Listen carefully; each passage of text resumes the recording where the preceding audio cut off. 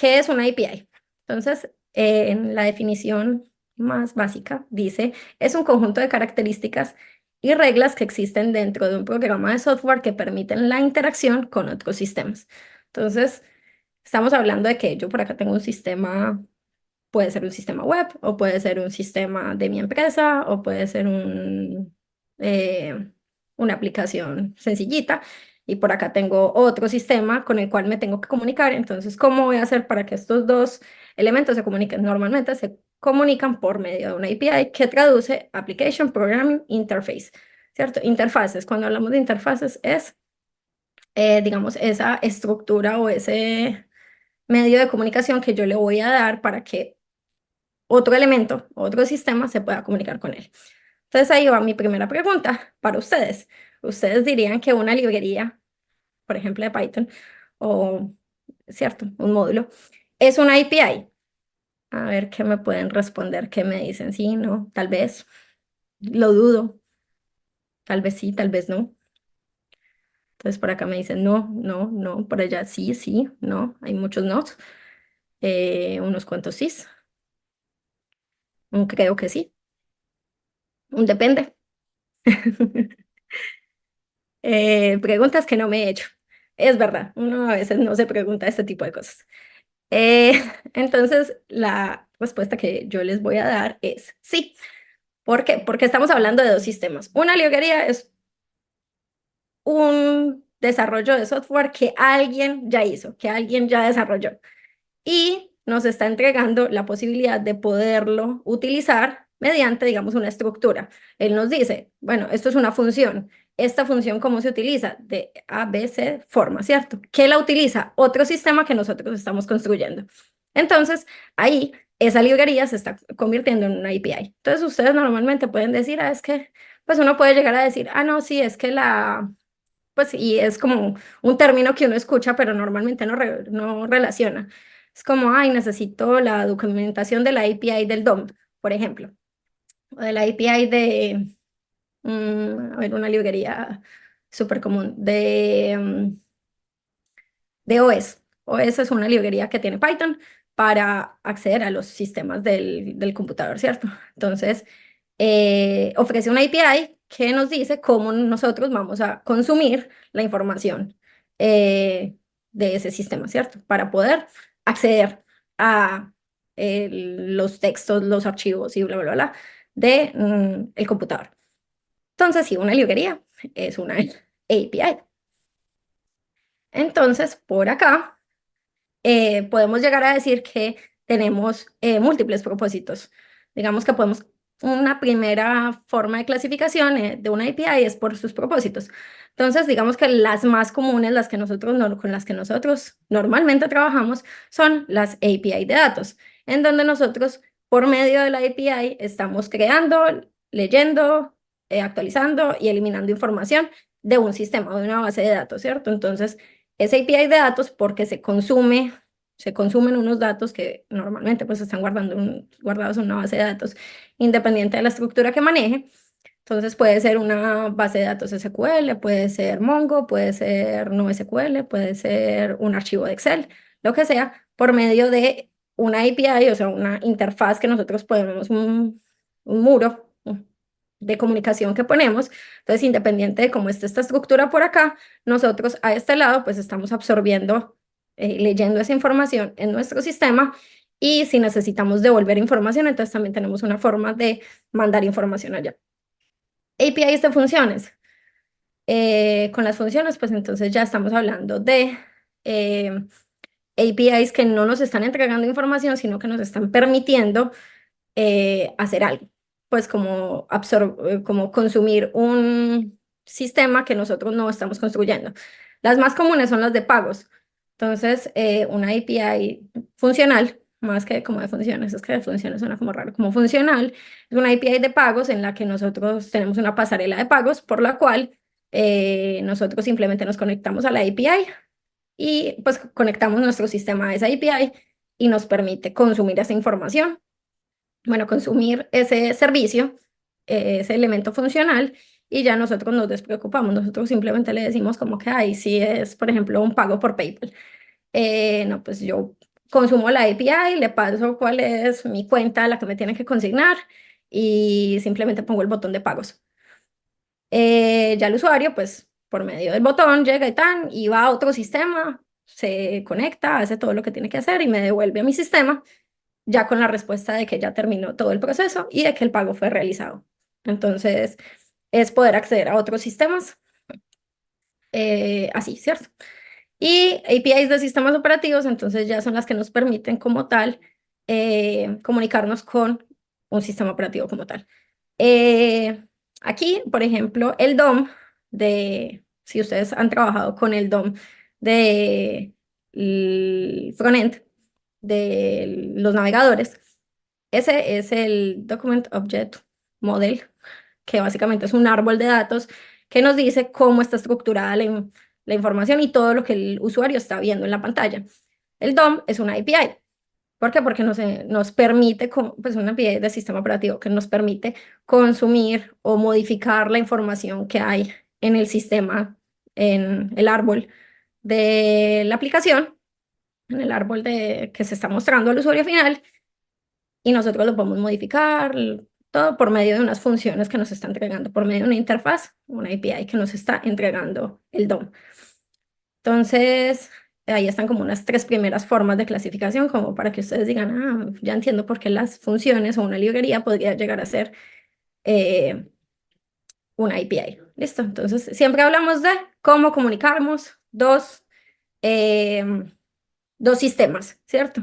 Entonces, si no estoy yo como en la mitad participando, sino que son solamente los dos sistemas transfiriendo información entre ellos, eso ahí hay una API que los conecta.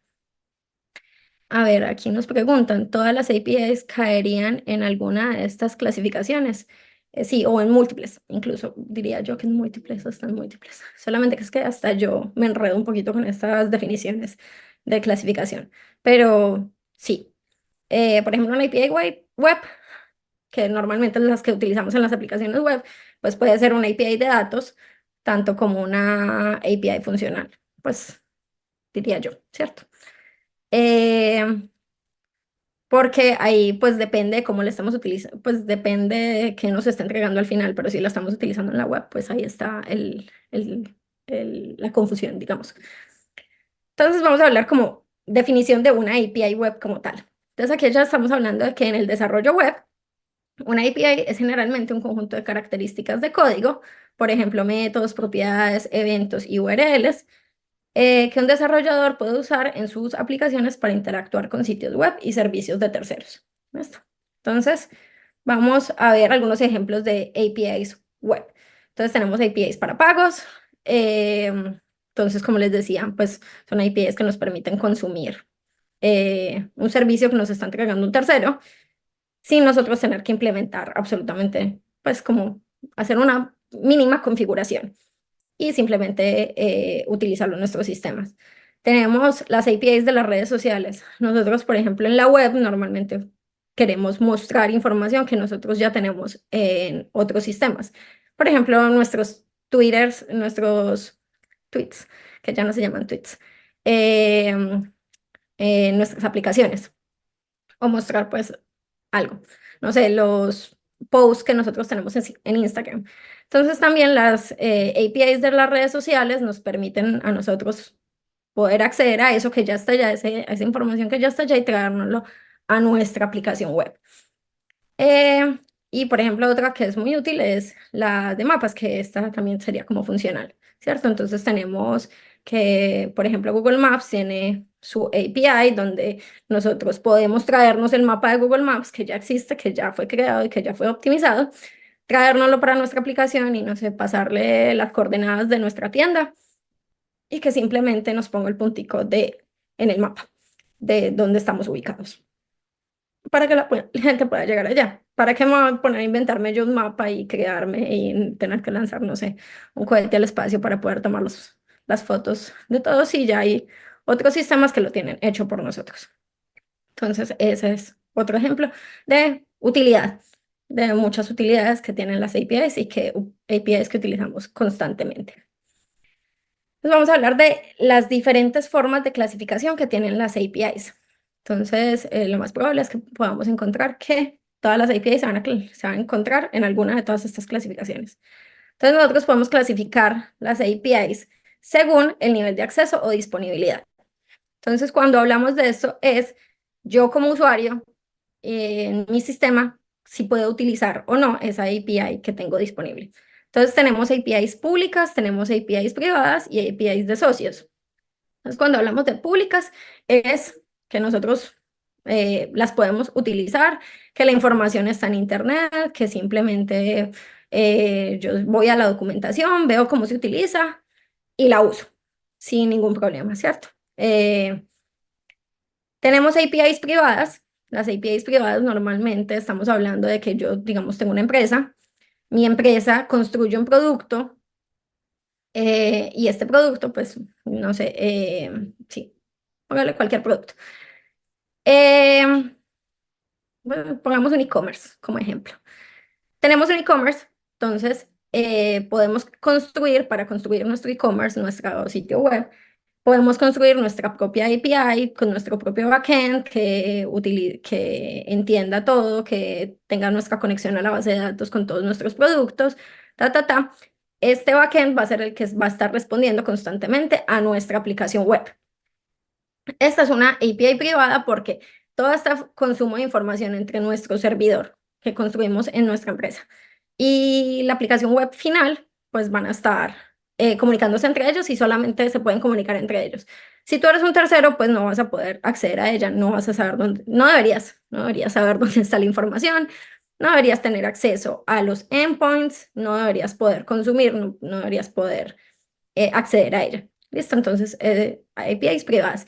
Y las APIs de socios ya es una aplicación o una empresa de un tercero, construye una API, construye un sistema, el cual yo quiero consumir y si hacemos una alianza, digamos, por medio de un pago, por medio de una alianza comercial, lo que sea, pues yo voy a tener acceso a esa API que ya se construyó, ¿cierto? Entonces, aquí nos dice, en el momento de hacer diseño, me imagino que hay que tomar en cuenta esta clasificación. Sí, pues sí y no, porque en realidad pues ya es como algo, digamos, implícito. Depende, si tú estás construyendo una API que simplemente es como de práctica y la vas a poner open source para que todo el mundo la consuma, pues ya sabes que es una API pública, ¿cierto? Si tú estás trabajando en una empresa, pues lo más seguro es que la API que estás construyendo es una API privada. Si es privada, pues tienes que tener unos elementos de seguridad adicionales que considerar, ¿cierto? Y si es de terceros, pues entonces aquí ya estamos hablando más como de negocios, como de yo voy a vender mi API, entonces para que la puedan consumir, pues entonces ya tienes que venir a mí y que firmemos un contrato o que hagas un pago o lo que sea para poderlo utilizar. Yo diría que, por ejemplo, las APIs de pagos son medio de socios, de partners, porque a pesar de que están disponibles en la web, normalmente para poderlas utilizar o para que te entreguen como ese token para poderlas utilizar, tienes que hacer un pago o tienes que, digamos, aceptar ciertos términos y condiciones de pagos adicionales y cosas así, ¿cierto? Entonces ya sería como más negocio. Eh,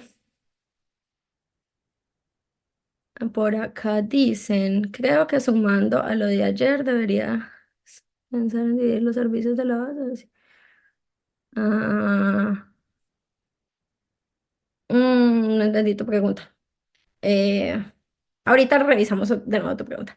Aquí dice, pagas una membresía. Sí, como para las de los socios o partners puede ser una membresía o puede ser simplemente por alianza comercial. Pues ya eso depende de la API como tal.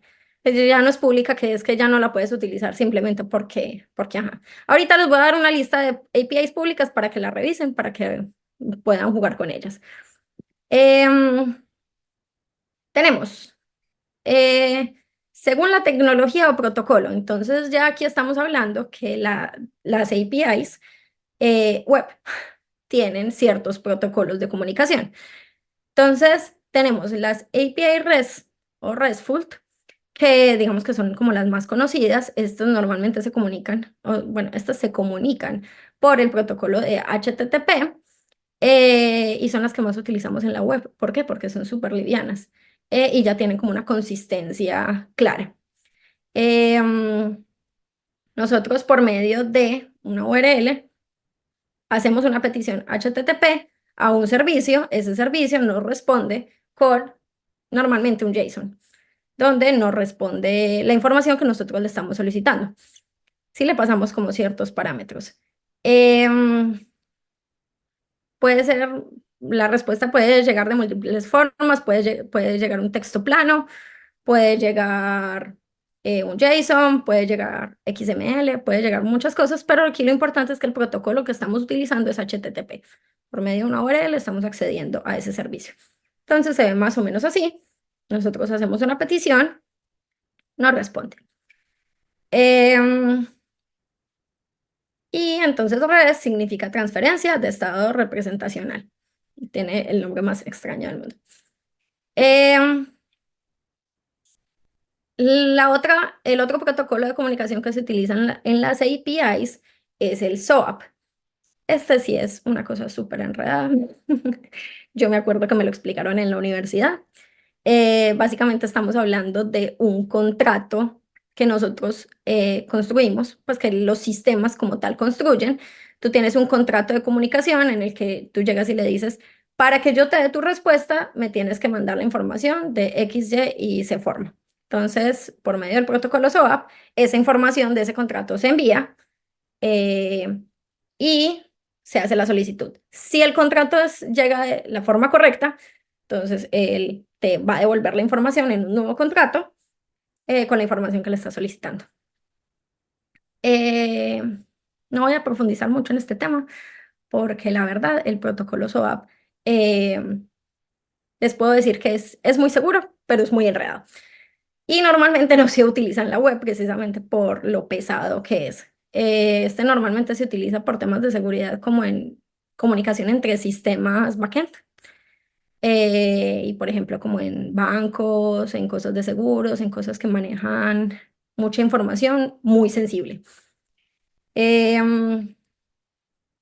para que lo estudien si quieren aprender un poquito de temas de SOAP. En la web no se utiliza mucho, entonces no vamos a profundizar en él. Y tenemos la tecnología GraphQL, que es como la más nueva que hay, como lo más nuevo que hay en el tema de APIs web. Y aquí estamos hablando, es como de un sistema que nos permite hacer queries. Entonces, lo que estamos haciendo es mandar un query como si fuera a una base de datos. Y la API, en vez de respondernos como es en el caso de RESTful, con toda la información, independiente de si la necesitamos o no, con GraphQL nosotros le estamos mandando también como un tipo de contratico diciéndole, mira, necesito esta información. Y él responde solamente con la información que nosotros estamos requiriendo en ese momento. Entonces, por acá vamos a ver un ejemplito de GraphQL, cómo se ve, cómo se ve. Entonces, acá está el query. Digamos, el query, esto es una API que nos devuelve información sobre los continentes. Es que sobre los continentes, sobre los países. Entonces yo aquí le voy a poner el país de Colombia. Y el query que le estoy haciendo y que la información que le puedo solicitar, él me la va a mostrar por acá. Es súper genial porque me parece que siempre se ve súper documentado dependiendo de con qué lo construya uno. Entonces dice como que me puede devolver el código del país, en qué continente se encuentra, el tipo de moneda, un emoji. Esta es la información que él me podría llegar a retornar. Entonces, si yo le hago el query con esta información, el nombre, la capital, o sea, quitar, borrar esto. El nombre, la capital, el emoji, la moneda que utilizan y los idiomas que manejan, entonces él me va a retornar en la respuesta de la información, la respuesta el país que estoy solicitando, que en este caso es Colombia, la capital, el nombre nativo, o sea, el nombre como lo pronunciamos en Colombia, como lo escribimos en Colombia, la moneda y los idiomas que hablamos, que solamente hablamos legalmente español. Ahora, si yo no necesito todo esto, yo por ejemplo no necesito el nombre nativo, no necesito la moneda. y no necesito los idiomas, por ejemplo, sino que simplemente quiero el nombre, la capital y el emoji, él simplemente me va a traer esa información. Entonces es muy chévere porque entonces ya estamos limitando la respuesta a específicamente lo que necesitamos. E incluso si necesitamos más información, podemos añadirla. Y eso pues reduce muchísimo el peso de la petición, reduce muchísimo, digamos, el procesamiento que le toca hacer al frontend al momento de leer esta información. Entonces, por ejemplo, yo aquí pues le estoy pidiendo los países, pero me voy a devolver y también, pues un país específico, pero también le voy a pedir como los idiomas, todos los idiomas. Y a esto le tengo que mandar que quiero que me traiga, entonces le voy a decir que me traiga el nombre de todos los idiomas. Entonces ya estamos hablando que tengo como múltiples servicios, pero como él en el query me va a traer todo lo que yo le pida, entonces me va a traer ese país específico que yo quería y todos los idiomas que existen, que es la información que podría yo llegar a necesitar específicamente en ese momento. Em, Esperen que me quede súper atrás con las preguntas. Entonces, GraphQL, chévere, y es una tecnología muy moderna que está pegando muy fuerte últimamente. No sé dónde me quedé. Entonces, veo muchas empresas siguen manejando eso de swap. Se debe a que no se han actualizado ese tipo de empresas todavía. Puede que sea que todavía no han actualizado sus servicios o puede que simplemente sea que la comunicación en la que se está utilizando se requiera que todavía sigan utilizando swap porque por temas de seguridad. Igual. Esas empresas que normalmente utilizan eso, normalmente son empresas muy grandes, por ejemplo, bancos que ya llevan años en la industria. Es muy difícil que actualicen eso. Es muy difícil porque tienen demasiadas reglas de negocio como para traducirlas a un sistema más moderno. Entonces, es muy poco probable que se migren. Entonces, sí, eso lo seguirán utilizando. Em, Puede que esas empresas, aquí dice, puede que esas empresas no hagan desarrollo web y necesiten que sea de protocolo SOAP porque manejan datos sensibles. Creo que se refiere a que no es que es viejo o que ya no se usa, sino que es para áreas específicas. Muy buena respuesta, Erika. Em, mm, a ver. Por ejemplo, por aquí me están preguntando, creo que si hago una petición aquí de algo que no existe, como, no sé, nombre, porque me equivoqué, pues él me va a retornar un error. También retorna los errores de que no puede hacer query de nombre en el país porque ese parámetro no existe. Entonces, él va a fallar. Entonces, también uno debe saber qué tipo de información es la que puede solicitar. Por eso existe como un tipo de contrato. Los datos que puedes acceder, a los que puedes acceder, a los que no, qué tipo de peticiones se pueden realizar. Acá dicen, para una empresa que brinda servicio donde trabajo, tenían como un servicio SOAP abajo de una capa REST. Eran peticiones HTTP en cuyo cuerpo tenían la estructura SOAP. La verdad es que nunca me había encontrado con eso. Y siempre me quedó la duda en el origen de la solución. O sea, obviamente, hablando como para aprender el beneficio. Bueno, digamos, el protocolo SOAP como tal es un protocolo y el protocolo HTTP es otro protocolo. Que la comunicación, bueno, eso es una cosa que creo que no mencioné. La comunicación en el protocolo SOAP es por medio de XMLs, ¿cierto? Los XML son estas estructuras que parecen HTML, eh, por el cual ellos construyen los contratos. XML puede ser utilizado en servicios REST. Entonces ustedes pueden hacer una petición REST con un formato XML. El protocolo es HTTP y SOAP. Y entonces aquí vamos a el siguiente punto. La forma de intercambio de datos puede ser por medio de JSON o por medio de XML.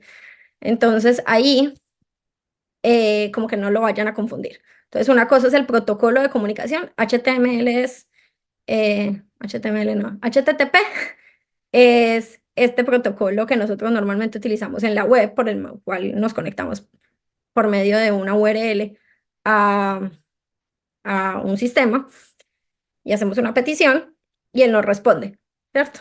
El SOAP es otro protocolo diferente. Y ya el formato de comunicación entre ellos es JSON y XML. O sea, nosotros podemos utilizar HTTP, normalmente utiliza JSON, pero se puede utilizar XML. ¿Por qué lo harían? No sé, no sé, pero se puede. Y las API, pues sí, ya como tal SOAP es el que más utiliza XML. Yo creo que por SOAP no se puede hacer por JSON, si no estoy mal. Entonces, para que lo tengan en cuenta. Aquí me preguntan, ¿a ustedes les gusta más REST o GraphQL? Yo utilizo REST, pero GraphQL me parece súper chévere, solamente que es que a veces el GraphQL todavía es muy nuevo y por lo menos desde hace 5 años que yo lo empecé a escuchar, no tenía soporte como en todos los lenguajes de programación, entonces eso es una cosa a tener en cuenta. ¿Qué tanto soporte está teniendo en ese momento la tecnología que voy a utilizar? Si los sistemas, si las tecnologías que voy a utilizar soportan GraphQL y este tipo de cosas, entonces para que lo tengan en cuenta, pero GraphQL es muy bueno, o sea, es excelente, me parece a mí que ahorra mucho tiempo de desarrollo. Em, bueno, voy a dejar el resto de las preguntas para más tardecito. Entonces, vamos con el siguiente tema importante cuando hablamos de APIs y es del tema de la protección. ¿Cómo nosotros vamos a proteger nuestras APIs? Y normalmente pues hay dos formas de protección. Entonces están toques de autenticación, es la primera forma. Y aquí estamos hablando es de cómo vamos a autenticar al usuario en nuestro sistema para que él nos pueda hacer peticiones, digamos, a la base de datos. Los toques de autenticación pues son súper utilizados normalmente en la mayoría de los sistemas donde nosotros tenemos que usar un usuario y una contraseña para poder acceder a la información. Entonces, ¿qué es lo que hace el token como tal? ¿Cómo se crea? Nosotros como usuarios normalmente pasamos nuestro usuario y nuestra contraseña al servicio cliente, que es, digamos, la aplicación web a la que nos estamos registrando en una red social o nuestro correo electrónico. Si ese usuario, esa contraseña se le pasan al servidor, el servidor valida si son correctos y si son válidos, entonces nos retorna un token. Este token nosotros como usuarios finales normalmente no los vemos. Ese token lo administra el cliente como tal, o sea, la aplicación cliente. Y ya cuando nosotros nos estamos moviendo la aplicación, lo que hace es mandar ese token al servidor, el servidor valida que el token es correcto, y si el token es correcto, entonces responde con éxito y te entrega la información que necesitas. ¿A qué quiero ver todos mis correos electrónicos? El cliente manda el token, dice, ah, sí, está autenticado, puedes ver los correos electrónicos sin problema. Quiero ver mi calendario. Entonces, si estás autenticado, quiero ver mi feed, quiero ver lo que sea. Si estás autenticado, te lo permito. Estos tokens pueden, normalmente, pues tienen diferentes formas de administración. Por ejemplo, cuando te deslogueas, pues el token lo que hace es que deja de existir, se le envía al servidor y dice, ah, me estoy deslogueando, elimíneme el token o vuélvalo inválido, lo que sea, ¿cierto? Entonces, ese token ya no va, si tú lo vuelves a enviar, pues si es inválido, y si hiciste las cosas bien en el servidor, si el token es inválido, entonces ya no te debería volver a responder con éxito. Y en el momento en el que te vuelvas a loguear, pues te genera un nuevo token con el cual vas a trabajar, ¿cierto? Y vas a hacer las solicitudes al servidor. Y la otra forma es por medio API Key. Los APIs Key, ya estamos hablando de tokens, pues como de claves, que le estamos generando al cliente para que pueda consumir la información del servidor. Acá ya no necesitamos autenticarnos como usuarios finales, sino que la aplicación es la que estamos autenticando. Esto puede ser como un poquito extraño, un poquito raro de entender a veces, porque pues como que uno no ve la diferencia entre el token y el API key.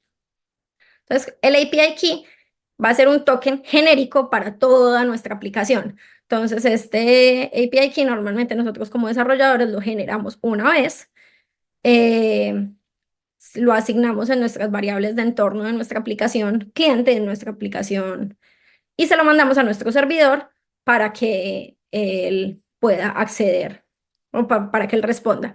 ¿Esto por qué se hace? Porque normalmente nosotros, digamos, para evitar como ataques de denegación de servicios, donde constantemente le están haciendo peticiones al servidor, o si nosotros, por ejemplo, solamente queremos que nuestra aplicación web final sea la que acceda a nuestro servidor y que nadie más pueda acceder. Los dos tipos de protección se pueden combinar. Su aplicación puede tener una API key que no debe ser compartida con nadie, una API key que se le está mandando constantemente al servicio, y también puede tener una autenticación para que los usuarios puedan ver el contenido, un contenido específico que sea solamente para autenticación. Entonces eso es súper común, por ejemplo, en un e-commerce. En un e-commerce los usuarios se pueden autenticar, pero no necesariamente tienen que estar autenticados para ver todo el contenido de la aplicación, todo el contenido de la tienda. Entonces, el API Key existe para que la aplicación como tal funcione, y el token de autenticación solamente cuando el usuario como tal se loguea para ver los pedidos que ha hecho ese usuario, para ver eh, no sé, sus medios de pago y cosas así. Eh, Por acá preguntan, ¿por qué el token es más seguro que la API key? No, ninguno de los dos es más seguro que el otro. Son igual de seguros. Eh, hay, hay cosas, por ejemplo, el token de autenticación, pues si tú lo administras bien, el usuario se va a terminar se va a desloguear y va a dejar de existir y bien. El API key tiene una cosa, y es que el API key existe, y en el momento en el que tú lo vuelvas público, ya paila. Entonces, estos son el tipo de datos que ustedes no deben guardar en sus repositorios, porque ahí facilito los pueden atacar. Los APIs key son muy útiles, por ejemplo, si ustedes están consumiendo una API que es de pago, o de un tercero, de un socio comercial que les cobre, no sé, por request, o sea, les van a entregar una API key para que puedan hacer esos requests, y cada vez que hagan el request, pues les van a cobrar. Si ustedes dejan que ese API key se vuelva público, o la gente pueda acceder a él, pues facilito les pueden hacer 1 millón de peticiones y generarles una cuenta de cobro, la cosa más absurda del mundo. Entonces hay que tener cuidado con ese tipo de cosas. Em, entonces no es que uno sea más seguro que el otro. Los dos son útiles, los dos son temas de seguridad, los dos son temas que ustedes deben saber manejar. Entonces, para que lo tengan en cuenta. Entonces, no es que uno sea más seguro que el otro, se lo repito, ambos son seguros. Eh, Solamente que son formas de protección diferentes, son formas de autenticarse en la API de formas diferentes. Entonces, como les digo, en e-commerce facilito, estamos utilizando las dos. El API Key para poder consumir como tal el servicio, y el token de autenticación para que el usuario final pueda acceder a una información específica que solamente debería ver el usuario final. Listo.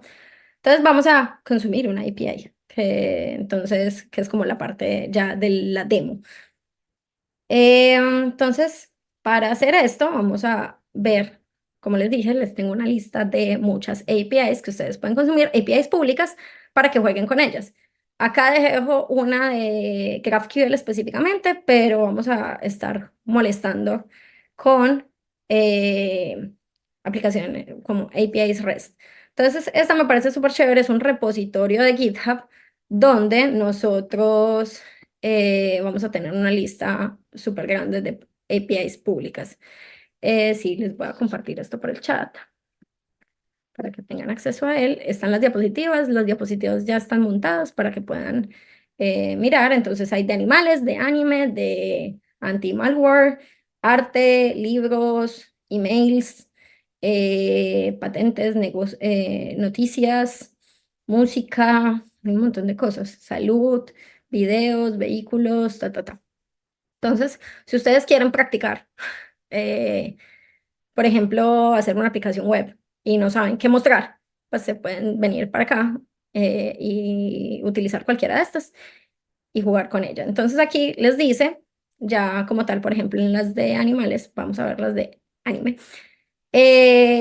La API les entrega el link de la API, les da la descripción de qué es lo que lo que pueden acceder ahí, el tipo de autenticación que manejan, entonces puede ser por OAuth o por API Key. Entonces, si es por API Key, ustedes se registran en la página, les da una API, un token público y un token privado. Ahorita les voy a mostrar cómo es eso y les explica cómo tienen que mandar esa información. Hay otras que no tienen nada y si es por autenticación, entonces ustedes ya tienen que hacer como algo adicional donde se autentican. Eso les da el token de autenticación y ese token es el que están mandando para poder hacer los requests. Aquí les dice si tiene el protocolo HTTPS, que es ya el protocolo seguro y que el sitio es seguro. Y si maneja CORS o no, que ya es un tema de... mm, los CORS son una cosa súper enredada, pero es que sus aplicaciones tienen que tener como una configuración especial y ustedes deben registrar su aplicación para poder consumir la API, ¿cierto? Entonces tienen que registrarlo en el servidor y su cliente también debe registrar el servidor para que se puedan comunicar entre ellas. Em, Eso también son temas de configuración. Una API que es súper, súper conocida y que todo el mundo utiliza es la de Poke API. Poke API, que no sé dónde está clasificada. Vamos a ver esto dónde está clasificada. En las de juegos y cómics. Entonces, hay una que es para ver Pokémones. Ay, me salí. Entonces, esta API básicamente no es una API oficial, pero les trae información de muchos Pokémones. Entonces, aquí ustedes la pueden probar sin necesidad pues de utilizar nada extra, porque no requiere, como nos decía acá, ay, es que me salí, ¿sí ven? Poke API. Dice que acá no necesita token de autenticación, maneja el protocolo HTTPS y no se sabe si necesita CORS o no. No se sabe si tiene CORS o no. Entonces, acá, por ejemplo, es súper chévere porque si yo le digo que me traiga la información de Pikachu y le hago submit, entonces él me trae la información de Pikachu. Parece que no me estuviera trayendo la información de Pikachu porque parece que no cambió, pero en realidad sí, porque aquí nos está diciendo el nombre que nos está trayendo es Pikachu. Em, entonces nos dice las habilidades, las crías, formas, juegos. Tiene un montón de información que yo ni sé qué es. Los movimientos que tiene, el tipo, que es tipo eléctrico, si tiene múltiples tipos, entonces aquí los reflejaría. Ya, su nombre y tiene una URL de la especie. Entonces, también podemos acceder a la especie como tal del Pokémon.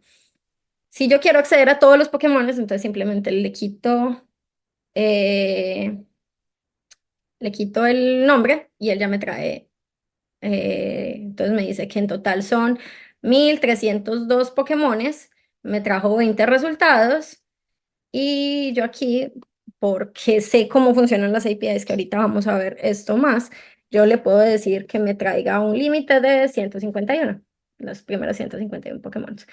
Entonces aquí me trajo como resultado 151 Pokémon y me trajo su nombre y la URL para poder ir a él, que están en orden de clasificación de los Pokémon, que por acá el 150 es Mew, bueno, el 151 en realidad, porque empieza desde cero. Y está por aquí Mewtwo, Dragonite, Dragonair, bla, bla, bla. Entonces es chévere. Entonces, como está fácil de utilizar, simplemente necesitamos la URL y esto, entonces la vamos a utilizar también desde Postman. No sé si ahí están viendo bien. Yo creo que sí, están viendo bien. Entonces, por acá. nosotros podemos acceder a esa información. Entonces, Postman es una herramienta que uno utiliza para probar APIs. Entonces, les permite modificar múltiples cosas que uno normalmente necesita en las APIs, entre ellos el método, la URL. Entonces, uno normalmente lo que hace es poner aquí la URL, es la misma que estábamos viendo en el sitio. Y pues si ustedes se fijan aquí, yo le puse que el límite fuera que me trajera 151 Pokémon y él me los puso acá en el query params. Y aquí me los trae. Entonces aquí también se ven súper bonitos y me trae toda la información donde ya la puedo ver más bonita. Esta es una de las formas que hay para consumir las APIs. La otra es desde acá y la última, pues que sí es una petición que, bueno, hay más, pero aquí ustedes también pueden simplemente ponerlo en el navegador porque es una petición HTTP. La ponen en el navegador y él les va a traer la información. A mí se me ve bonito porque tengo una extensión en la que me muestra la información así, que se llama JSON Viewer. Listo, es una extensión que hace que esta información se me vea así. Y como es un protocolo HTTP, entonces también desde la terminal yo puedo hacer una petición core a esa dirección. Vamos a ver si me da, porque no soy la mejor jugando con el... Sí. Entonces aquí me trajo toda la información, exactamente lo mismo, la cantidad, la API que estoy consumiendo y los resultados por acá. Ese verde se ve horrible, ese verde no se ve nada, pero, pero son diferentes formas que uno tiene para consumir una API. Ahorita la vamos a consumir desde código, sí. Entonces ya ustedes deciden dónde prefieren testear sus APIs. Postman es una muy buena opción porque les entrega mucha información. O sea, como pueden ver, tiene los estados, tiene los headers, tiene autorización, tiene el cuerpo si ustedes le tienen que mandar información a su API. Si es GraphQL, imagínense, también se puede testear GraphQL. Tiene un tema de testing, tiene un tema de documentación. Es una muy buena herramienta para que ustedes jueguen. Y otra API que me parece muy chévere, con la que también he jugado bastante, es una de Marvel. A ver, ¿dónde está? Marvel. Copia Marvel. No, no sé por qué el buscador no me está funcionando. Aquí está. Entonces, la API de Marvel es otra API que me parece súper interesante. Esta como tal maneja, es una API key. Esta sí tiene un tema de seguridad por el cual debes consumirla por medio de una API key. También es HTTPS y el tema de CORS es desconocido. Entonces, esta me parece muy chévere. Aquí uno le da Get Started y para poder jugar con esta API si necesitas loguearte. No les voy a mostrar mis tokens porque como les digo es un tema de seguridad. Pero entonces él normalmente te da una API pública. Ay, no sé qué dice. Una API pública y una API privada cuando te logueas. Entonces, con estas dos APIs, con estas dos keys, digo, tú ya puedes hacer el consumo de la API. Y además te dicen como que, por favor, pongas aquí abajo las URLs por las cuales tú consumirías esta API, ¿cierto? Entonces yo le pongo localhost porque pues, la voy a consumir desde mi computadora, desde mi máquina, ¿cierto? No lo voy a publicar, ni va a estar publicado, o sea, lo que sea que yo vaya a hacer. Si fuera a construir una aplicación que voy a publicar, sí necesitaría agregar como la URL de esa aplicación desde la cual se va a consumir. Ya les voy a mostrar entonces cómo funciona el tema de esa API. Aquí. Mm, Vamos con 7 minuticos más. Les termino de explicar esto y ya hacemos el receso. Entonces, con esa API, lo que nos dice es, con esos tokens, lo que nos dice que debemos hacer es que se los debemos mandar al servidor de la siguiente manera. nosotros debemos generar un timestamp. Este timestamp nosotros lo debemos mandar por medio de la URL, así por acá. También nos dice que generemos un hash de tipo MD5 que va a recibir los siguientes parámetros. Entonces, eso es básicamente una función que uno le pasa un string y te genera un hash o otro string eh, con los datos que te están pasando. Entonces, cualquier persona que consuma, pues que genere el hash con esos parámetros que tú le estás pasando, pues debería obtener exactamente el mismo resultado. Entonces, te dicen, construye un string con el timestamp, con tu clave privada y con tu clave pública. Y ese hash lo debes mandar en la petición. Entonces, si se fijan, esto es seguro, ¿cierto? Entonces, igual, con API token, entonces tenemos un key público y un key privado. El key público se lo vamos a mandar por medio de la aplicación, pues por medio de la URL, igual que el timestamp y el hash que le estamos construyendo.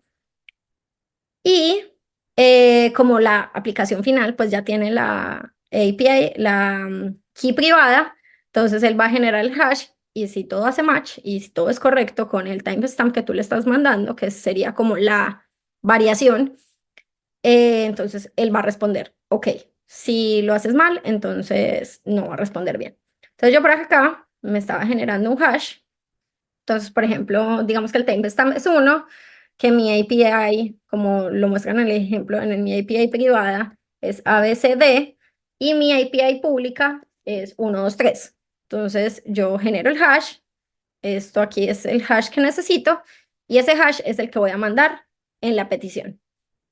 Entonces vamos por acá. Yo por acá, entonces mis personajes de Marvel, para poder acceder, entonces, como les digo, le estoy mandando el timestamp, que va a ser 1, el API key pública, que es este, y le voy a mandar el hash, que ya lo generé con mi API pública y mi API privada. Y cuando yo hago esto así, entonces él me responde, ok, y me entrega la información de la API, que está documentada por acá. Entonces, Interactive Documentation. Entonces, son todas estas URLs las que tengo a disposición para obtener información de esa API. Si yo llego a hacer esto mal, entonces, por ejemplo, borro estas cositas y el hash ya no está, entonces me va a decir credenciales inválidas porque este hash no es el correcto. Entonces, ya ahí no me va a dejar consumir la API. Entonces, obviamente ese hash pues no se va a poder generar si no tengo la API pública, privada. ¿Listo? Y todos los valores pues correspondientes.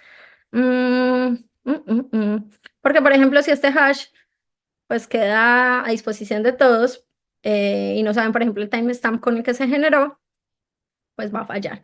Si no tienen la API privada, también va a fallar, no van a poder generarlo de la forma correcta. Entonces ya son como muchos valores los que necesitas tener para poder generar esa información. Entonces, así funciona una API que necesita una API token. No todas funcionan igual, no todas funcionan con el hash MD5, depende pues de cómo lo hayan construido. En la documentación te van a explicar cómo debes mandar esa información.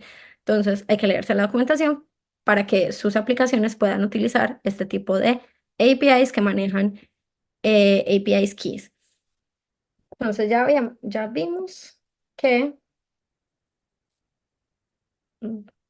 tenemos APIs públicas, APIs privadas, tenemos APIs con tokens de autenticación, de autorización y vamos a leer las preguntas.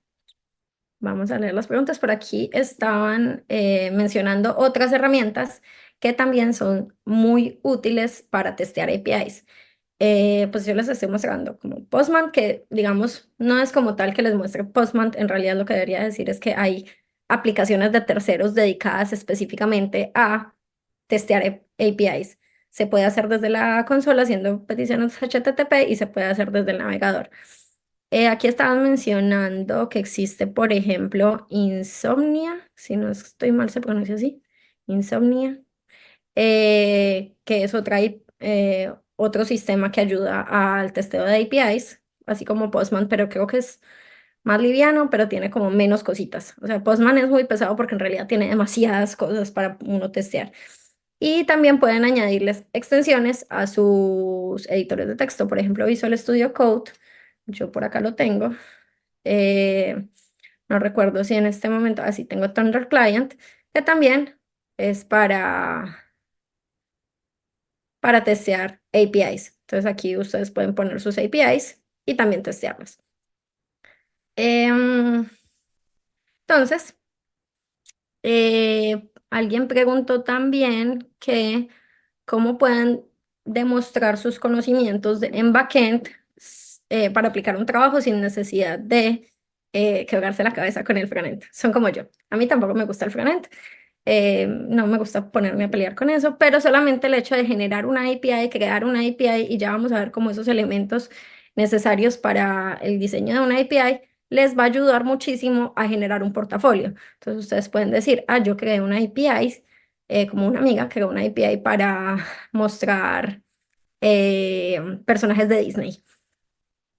Y ahí le va añadiendo cositas y la va mejorando y y es una forma que ella tiene para mostrar su información, pues para mostrar el trabajo de ella, además de pues los repositorios en GitHub evidentemente. Entonces eso es trabajo de backend. Yo sé que yo también lo he sentido, como que uno siente que el trabajo de uno no es tan reconocido como los del frontend, porque el frontend se ve y tiene cosas y brilla y tiene animaciones y ¡wow!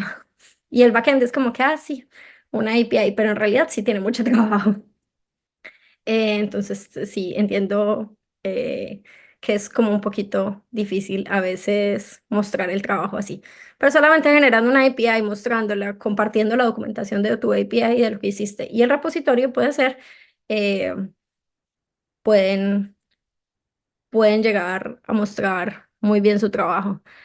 Eh, bueno, yo no he probado Insomnia, entonces ahí me disculpan, no lo he probado, no sé qué tal funciona, pero debe ser bueno. Debe ser bueno porque hay mucha gente que lo conoce. Eh, no vamos a hacer código, hoy no vamos a hacer código, eh, pero, pero sí vamos a como estructurar lo que necesitamos para construir una API. En la siguiente clase creo que sí van a escribir código como tal de sus APIs. Aquí hay otra duda. Yo tengo una duda entre lo que es una API y una conexión con una base de datos. Siento que es lo mismo, pero entiendo que una API gestiona varias cosas. Sí. O sea, tú por medio de una API puedes llegar a pedirle a tu servidor, al servidor como tal, que haga modificaciones en la base de datos. Entonces ahí se manejan ya como otras estructuras de datos, como otros patrones de diseño, dependiendo, ¿cierto? Digamos que tú por medio del protocolo HTTP no te puedes comunicar directamente con la base de datos, no puedes hacer modificaciones en la base de datos, ¿cierto? Pero entonces existen, es una API web. Pero entonces ya existen, por ejemplo, patrones de diseño como el de el modelo vista controlador, en el que tú estás generando un modelo que es el que se va a estar comunicando con la estructura de la base de datos. Eh, Tienes una vista que sería esa API como tal, porque no necesariamente tiene que ser algo visible, una vista que es la que te va a entregar la información como tú la requieres y el controlador es el que va a decir, bueno, modelo, tráigame esta información de la base de datos. El controlador se la pasa a la vista y la vista ya la muestra como tú la requieres. En este caso, pues sería como un servicio HTTP de una API, por ejemplo. Entonces ahí está como la diferencia. O sea, tú por medio de la API web no te vas a comunicar con la base de datos. Listo, ya necesitas como una conexión intermedia para poder hacer esas modificaciones. Entonces, la API solamente es como cómo puedes acceder, o sea, interfaz por la cual tú te comunicas con el servidor para que haga lo que tú requieres. Pero como tal, no es la conexión con la base de datos. Eh, aquí hay un chiste, el backend es como el Wi-Fi, nadie lo aprecia hasta que se cae. Es verdad, es muy cierto. Entonces, yo les quería mostrar también por acá un poquito de código, un poquitico de código, por el cual yo estoy aquí creando una mini aplicación web, una aplicación web, no, un mini servidor donde estoy generando una API. ¿Listo? Entonces, lo que estoy haciendo, en realidad, en vez de conectarme con una base de datos, es conectarme con otra API, ¿cierto?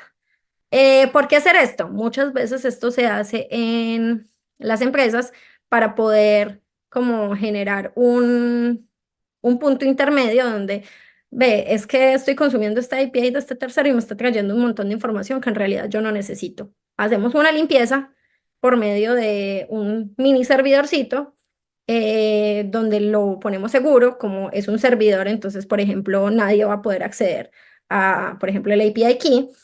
Y esa aplicación, ese mini servidor, es el que le va a entregar la información al frontend o a la aplicación cliente final. Entonces, acá lo que estoy haciendo es haciendo una petición, un request a la API de Pokémon. Ya me está respondiendo con toda esa información que en realidad yo no necesito. Y al final, pues estoy generando un nuevo resultado solamente con lo que yo quiero mostrar, con los nombres que yo le quiero mostrar. Entonces, en vez de pasarle, por ejemplo, name, le voy a pasar Pokémon. Y ID sí va a ser igual a ID y los movimientos van a ser igual a los movimientos. Entonces, aquí ya yo pongo a correr este servidorcito por medio de mi terminal que estoy haciendo con Flask. Me corre en el puerto 5000 y en Postman o en el navegador web, puedo hacer petición a ese localhost que tengo, ¿cierto? Entonces, aquí está mi URL, tengo mi API y le estoy pasando un parámetro y pues me están llegando. Pasémosle otro, pasémosle a Charizard. No sé si lo copié bien, pero sí. Entonces, le paso a Charizard, la ID es el número 6, tiene muchos movimientos, no sé cuántos, porque aquí no me dice cuántos son. Y el nombre del Pokémon es Charizard. Entonces acá yo ya tengo una aplicación intermedia por la cual estoy generando también una respuesta y en realidad es lo más simple del mundo. Debería mandarle más información, o sea, esta API está muy mal construida. ¿Por qué? Porque digamos si yo le paso un Pokémon que no existe, por ejemplo, hola, pues ella primero me va a decir que todo bien, que todo mal. Y no voy a saber por qué, ¿cierto? Entonces el servidor se cayó y no tengo ni la más mínima idea de por qué. Entonces ahí es cuando uno tiene que empezar con sus APIs, cuando uno las construye, a utilizar un poquito más de elementos, que son los que vamos a ver ahorita. Pero entonces, por ejemplo, ¿esto por qué falló? Yo sé que falló porque intenté hacer un request a esta API de este tercero pidiéndole un Pokémon que no existe, ¿cierto? Entonces, en el momento en el que me pase eso, pues entonces yo debería hacer un try y un catch de, de algo me está fallando, ¿cierto? O sea, esto que está acá me falló. Entonces decirle como, yo sé que es porque el Pokémon no existe, entonces le voy a poner esto, porque como les digo, es la API más simple y sencilla del mundo. Ya le voy a decir como que, es que el Pokémon no fue encontrado y le voy a retornar un 404, que es un código específico que ya los vamos a ver, que habla sobre que no estamos encontrando cierta información que nos está llegando. Eh, si falla este pedacito de acá, entonces le voy a mandar este resultado. Si no falla, entonces ya voy a seguir con la comunicación normal. Entonces aquí ya esto debería cambiar, esta respuesta debería cambiar y ya me debería mandar un mensaje diciente de que hay un error en el que me dice que el Pokémon que estoy buscando no se encuentra y me dice que el error es 404 y no un 500, de que todo colapsó y que no sabemos qué fue lo que pasó. Entonces es capturar, sí, es capturar la excepción de lo que está pasando para que nuestro servicio responda de forma correcta y con un poquito más de información de lo que necesitamos, ¿cierto? Entonces ahí hay cositas. Entonces ahí hay estamos consumiendo una API por medio de una aplicación de un tercero.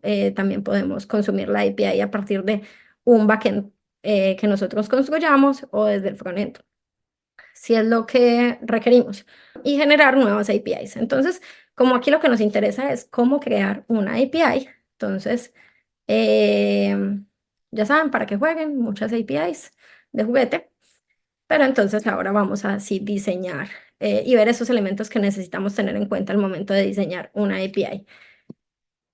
Entonces, lo vamos a hacer por pasos, ¿cierto? Entonces aquí yo traje un caso de prueba. Yo no sé si ustedes conocen Sakura Card Captor, pero es un anime que amo de toda la vida. Es mi anime favorito y la gente que me conoce saben que me encanta. Tengo camisas y buzos y cosas y me quiero tatuar y toda la cosa. Pero ese no es el tema. El tema es que vamos a crear una API para mostrar información de Sakura. Listo. Entonces, lo primero que nos diría como la teoría es definir el propósito y los objetivos de nuestra API, ¿cierto? ¿Qué queremos mostrar? ¿Cuál es ese objetivo final que yo tengo? Entonces, de práctica, como les digo, vamos a hacer la API de Sakura, pero ustedes pueden crearse pues la API que quieran, de alguna necesidad básica que ustedes tengan, que ustedes vean y digan, ah, ve, podría crear una API de esto que me gusta o lo que sea. Por ejemplo, cosas que son como súper útiles y que muchas veces nosotros decimos como que ay, alguien ya debería haber hecho eso, una API de, por ejemplo, todos los países del mundo organizados por continentes, ¿cierto? Que fue lo que vimos ahorita. Y también en Colombia, pues pasa mucho que uno tiene que poner la dirección de la casa de uno para todo. Y la dirección debe incluir, digamos, el país, el departamento, los departamentos que son como los estados en Colombia, y el municipio, la ciudad donde vives. Entonces, si uno crea su propia, digamos, yo estoy trabajando y me dicen, no, necesitamos listar todos los departamentos de Colombia, es como que, ay, y además tenemos que mostrar, dependiendo del departamento que muestre, del departamento que esté activo, mostrar todos los municipios para que pueda seleccionar el municipio, es como que, ay. Entonces, si no existieran APIs que ya hubiesen hecho terceros, que ya tienen esa información, que es como información pública y genérica que utiliza todo el mundo, pues sería como que nos toca a nosotros mismos ir, crear nuestra lista de todos los departamentos, con todos los municipios y todos los países y nos enloqueceríamos con eso. Entonces, por eso es bueno que piensen cualquier cosa como que ustedes digan, ay, ve esto, de pronto le es útil a alguien para practicar si es lo que quieren, ¿cierto? Entonces, primero, definir cuál es la problemática que quieren resolver eh, y que, y que esperan. Entonces, yo como quiero hacer la API de Sakura, entonces vamos a definir los propósitos. Entonces, el propósito va a ser obtener toda la información de los personajes, información como edad, el colegio, si es un cazador de cartas o no, bla, bla, bla. Obtener información de las cartas, para los que no saben, es como unas carticas mágicas que tienen que coger. Entonces es Sakura Card Captor porque se esparcieron las cartas por el mundo y ella tiene que ir a volverlas a sellar. Em, entonces también deberíamos poder crear nuevas cartas y nuevos personajes en la base de datos y listar, crear y actualizar los episodios de la serie. Puede ser o de la serie del anime o la serie del manga, ¿cierto? Entonces, si salen episodios nuevos, entonces poderlos añadir a la base de datos para que mantenga actualizada. Entonces, por medio de la API yo quiero poder hacer todo esto. ¿Listo? Em, entonces, lo segundo que hay que hacer, entonces ya habiendo definido que lo que quiero es una API de Sakura, dice definir las rutas y los métodos HTTP que vamos a utilizar. Entonces, como es una API REST, bueno, eso es otra cosa que hay que definir, qué tipo de API quieren construir. En este caso, pues es una API REST. Entonces, vamos a definir las rutas y los métodos HTTP que vamos a utilizar. Entonces, en HTTP se utilizan los métodos get, post, put, push y delete, ¿cierto? Y esto especifica, digamos, qué acción va a tomar esa ruta que estoy llamando. Y normalmente esto está asociado al CRUD. Entonces, ¿qué es el CRUD? El CRUD es estos métodos de crear, leer, actualizar y borrar información de la base de datos. Entonces, cuando ustedes les digan que creen un CRUD de un modelo de una base de datos, es que puedan hacer estas 4 acciones. Y estas acciones se relacionan directamente con cada uno de los métodos que tiene definido HTTP. Entonces, para crear, normalmente, y si ustedes diseñan bien sus bases de datos, sus APIs, digo, deberían estar asociadas uno a uno.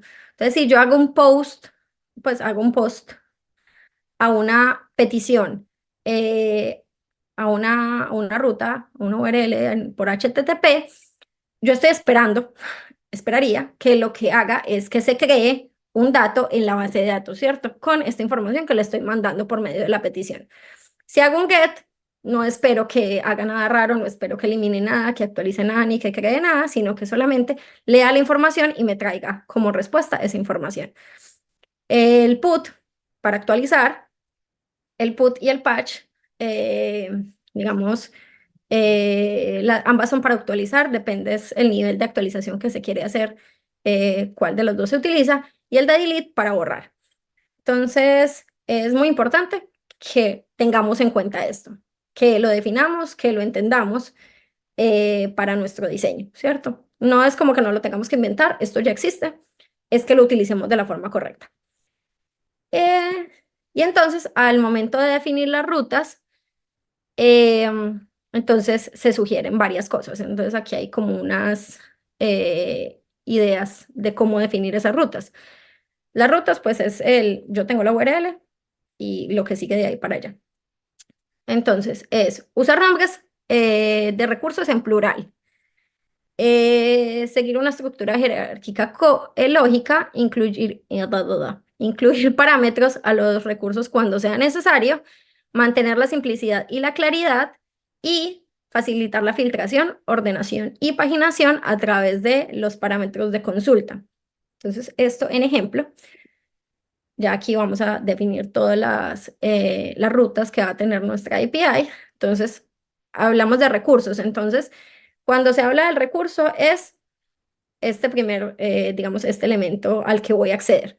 Entonces, esto normalmente es casi que uno a uno a los elementos, casi, porque la idea no es que todo sea público en una base de datos, pero casi que uno a uno de los modelos que se tienen en la base de datos. Entonces, si yo quiero mostrar episodios, entonces el recurso del que voy a crear es que me muestre los episodios. Entonces, aquí me va a listar todos los episodios con este recurso. Al momento de ser jerárquico, entonces estoy hablando de que si, por ejemplo, los episodios van a tener comentarios, porque voy a tener un sitio web asociado, además, entonces puedo acceder a un episodio específico y a los comentarios de ese episodio. Y además podría acceder directamente a un comentario por ID, ¿cierto? Entonces aquí tenemos una referencia jerárquica. Que le pasemos parámetros. Entonces, estos serían esos parámetros por los cuales yo voy a poder acceder a elementos específicos de ese recurso. Estos 3 primeros, entonces, como se fijan, están utilizando el método get. Solamente debería mostrar o listar información, ¿cierto? Cuando ya le paso el mismo parámetro, la misma ruta, con un método distinto, entonces, dependiendo del método, yo sé que me va a hacer algo adicional. Entonces, por ejemplo, en este caso, yo voy a crear un comentario nuevo. Entonces, con la ruta de los comentarios, si yo hago un post y le mando los elementos correspondientes, me debería crear un comentario. ¿Listo? Si hago un put, entonces aquí está la diferencia entre put y patch.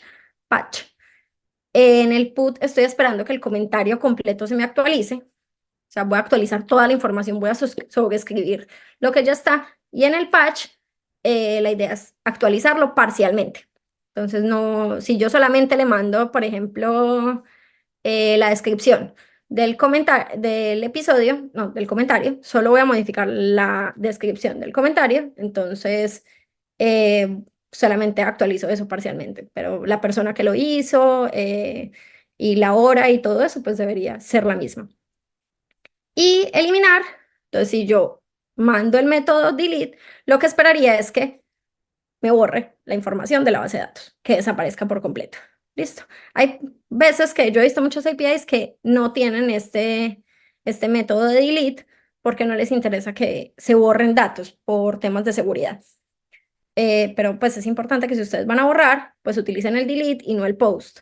Esto ya es código que uno accede por medio de la petición HTTP, o sea, cuando uno crea la URL, usted dice, bueno, el método post va a responder de esta forma, el método get va a responder de esta forma, y deberían estar asociados, pues, uno a uno, como les digo, al tema del CRUD. Y cuando hablamos de pasar query params, pues, como filtrar, ordenar, temas así, entonces ya estamos hablando de pasárselo así con el signo de interrogación, que son los query params.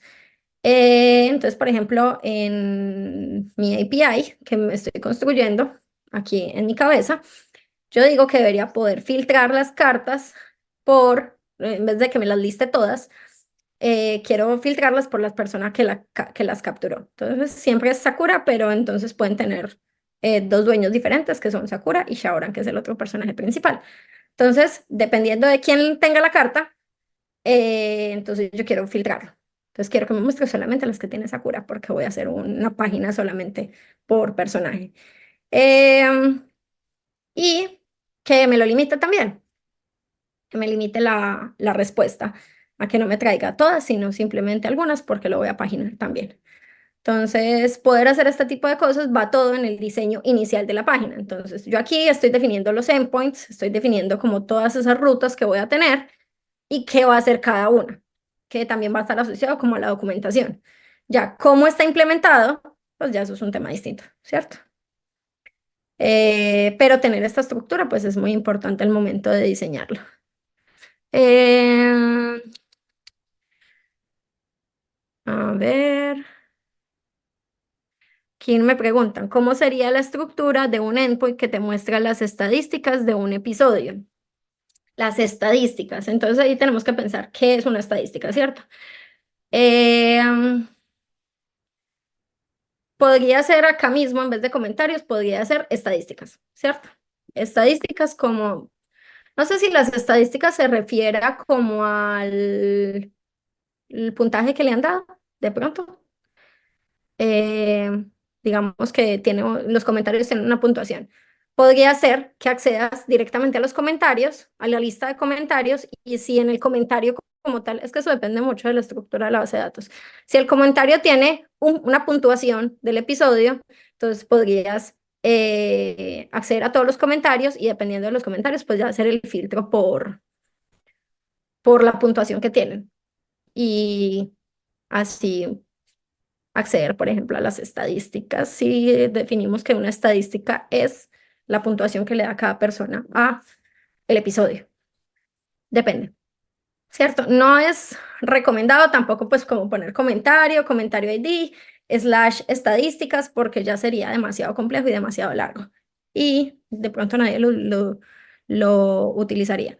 O podría ser específicamente que, o sea, o si está asociado con el comentario, sería acceder a toda la lista de comentarios y ver, o si tiene estadísticas como tal, el episodio, entonces sería episodios, el episodio ID y las estadísticas, que sería el recurso específico al que queremos acceder. Mm,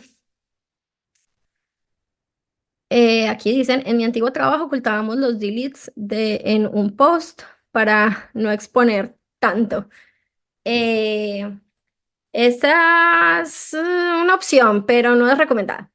Esa opción no la recomiendo para nada. Eh, Más bien como poner temas de seguridad adicional en el tema de los deletes. Es lo que yo recomendaría. Eh, ¿Cuándo algo debe ser un subpath o un param? Em, Cuando hablamos de parámetros, digamos, lo recomendado es que quieras acceder directamente a un recurso, ¿cierto? O sea, aquí estamos hablando de un parámetro, de un subparámetro, porque quiero acceder a un elemento específico del recurso. Pero los query params no son para acceder como a uno específico, sino más como para hacer filtros, como para poner limitantes en la solicitud que se está haciendo a la API. ¿Listo? Entonces, eh, bueno, pero aquí están diciendo subpath. Mm, Esa pregunta, si me la puedes escribir diferente, de pronto, a ver si la entiendo mejor. A ver, el uso de los endpoints es en realidad lo que me permite el consumo de las APIs. Sí, sí, correcto. Entonces, estos endpoints son los que te dan ese consumo a la API. Mm, aquí, ¿por qué una API es sin estado? Mm, no entiendo cuál sería el estado. Eh, Esta pregunta no la entendí tampoco. Entonces, vamos a seguir con otro poquito y más adelante continuamos con las preguntas. Entonces, otro tema que hay que tener en cuenta desde el principio es cómo se va a manejar la seguridad en sus APIs. Entonces, considerar la seguridad desde el principio es un tema importante. Si van a requerir, si le van a solicitar a su usuario final que utilice un API key o out. Ah, ahorita leí que alguien preguntó qué es o out y el tema de autenticación. Es que tú por medio de la API accedas a un servicio de autenticación. Entonces, por ejemplo, si ustedes han visto que uno se va a meter a Twitter, por ejemplo, a X, y te dice que te puedes autenticar también con Google. Entonces, ahí te están pidiendo una autenticación o out por medio de un servicio adicional. Em, o pues por usuario y contraseña, que ese servicio de usuario y contraseña pues puede ser implementado incluso por ti, ¿cierto? Entonces, cuando dicen o out es porque debes tener un usuario y una contraseña por el cual te vas a autenticar para poder acceder a la API, eh, que si es en una API pública, por ejemplo, entonces seguramente va a ser el sistema de autenticación que tiene eh, como tal esa aplicación, ¿cierto? Entonces tendrías que estar allá registrado. Entonces, si van a requerir o auto, si va a requerir API key o si va a requerir ambas, ¿cierto?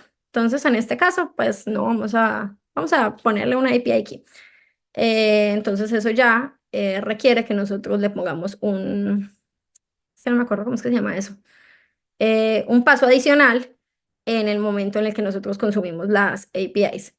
Y en el momento en el que las implementamos, debemos crear como esta barrera en la que siempre vamos a tener que validar que el API key sea válido para poder responder a la información.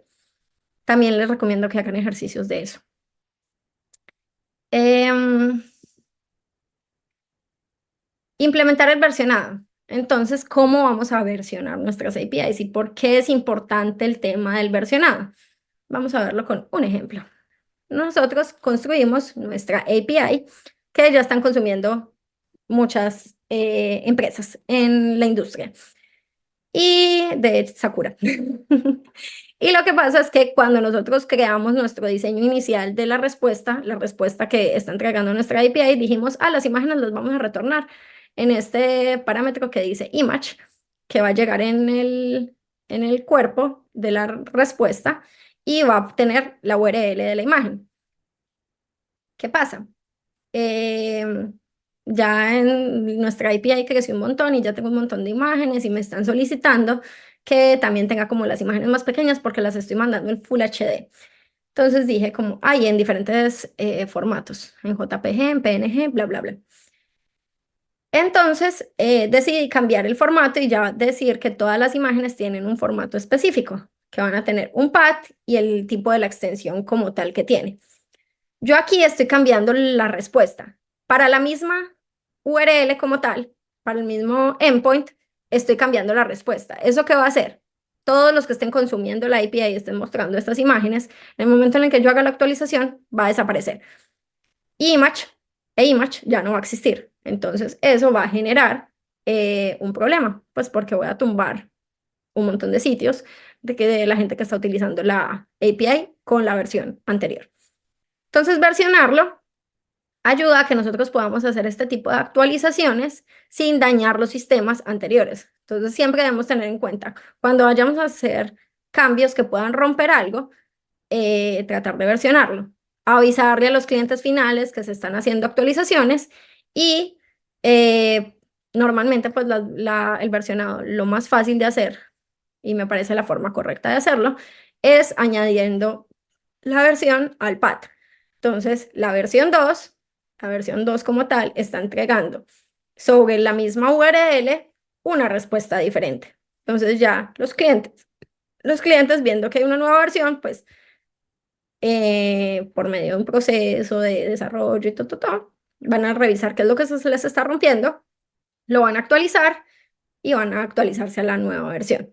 Y ya llegará a cierto punto en el que nadie utilice la versión 1, se podrá deshabilitar, podrán mandar un correo electrónico diciéndole a todo el mundo, pásense para la versión 2 porque vamos a quitar el soporte para la versión 1, o no, simplemente se quedan, o simplemente dejan las dos versiones, para que nadie de los que esté utilizando la versión anterior vea como un daño, ¿cierto? Entonces, implementar versionada cuando vayan a hacer cambios en las respuestas que puedan afectar al cliente final. Entonces, simplemente ponerle versión 2 y, pues, obviamente, cuando lo construyan, les voy a mostrar esto un poquito en código, cuando lo construyan, entonces podría ser que simplemente yo tenga aquí, obviamente, pues, como les digo, esto es lo más simple del mundo, voy a tener aquí versión 2 en donde aquí ya Pokémon no va a ser Pokémon, sino va a ser Name. Entonces, ya los que estén utilizando esta versión, pues va a seguir funcionando y los que estén utilizando esta versión, pues van a tener nueva información, ¿cierto? Van a conectarse a puntos diferentes del tiempo de nuestra API. Entonces, versionado. Ténganlo súper presente siempre para que no vayan a hacer ningún daño grande en las personas que utilizan su aplicación. Entonces, aquí es simplemente que cambiamos el tema de las imágenes en la respuesta. El tercer punto, el tercer, cuarto punto, ya no sé. Definir los códigos de estado HTTP. Entonces, los estados de HTTP, esto también viene desde el protocolo como tal, nos dicen si nuestra petición a nuestra API, pues a la API que estamos consumiendo, está respondiendo de la forma que nosotros esperamos o no, ¿cierto? Entonces, como acuérdense, esto es un sistema, entonces el sistema necesita saber si lo que le está llegando está bien o está mal, si necesita hacer algo adicional o no, para poder mostrar la información al final, digamos si es un usuario final, de la forma correcta. Entonces, existen muchos códigos. Ellos están clasificados, nosotros no los tenemos que inventar, los códigos ya existen. Nos dice como la norma que del 100 al 199 son respuestas informativas, del 200 al 209 son respuestas satisfactorias, o sea, que hizo lo que necesitábamos que hiciera. Del 300 al 399 es que nos están haciendo redirecciones, entonces si nosotros hacemos una petición a una URL, nos está redirigiendo a otra. Esos son los de 300 a 399. Errores del cliente. O sea, desde el que está haciendo la petición está el error, entonces esos son del 400 al 499, y errores del servidor, es que el servidor está fallando, va del 500 al 599. Aquí está la URL de donde se define todo eso, o sea, donde está la información de cómo se definió, con su descripción de cada uno de los códigos, para qué se utilizan y cómo, ¿cierto? Pero como a nosotros nos gustan las cosas más masticaditas, entonces acá les dejo dos páginas súper chéveres, si le dan clic a estas imágenes, de la explicación de cada uno de los códigos con memes de gatos y de perros. Entonces, em, les tengo por acá, por ejemplo, este de que el servidor está congelado. Entonces, es un gatito congelado.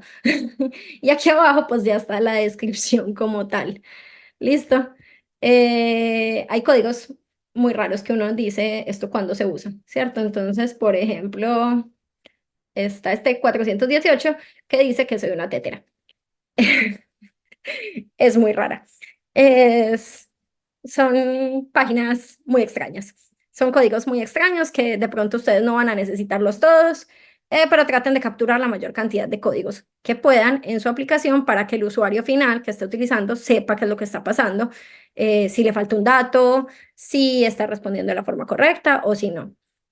A ver, vamos a ver cuál es el 420. El 420 que dicen que es muy buena. Enhance, enhance your calm. Y vamos a verlo en un perrito. Qué lindo.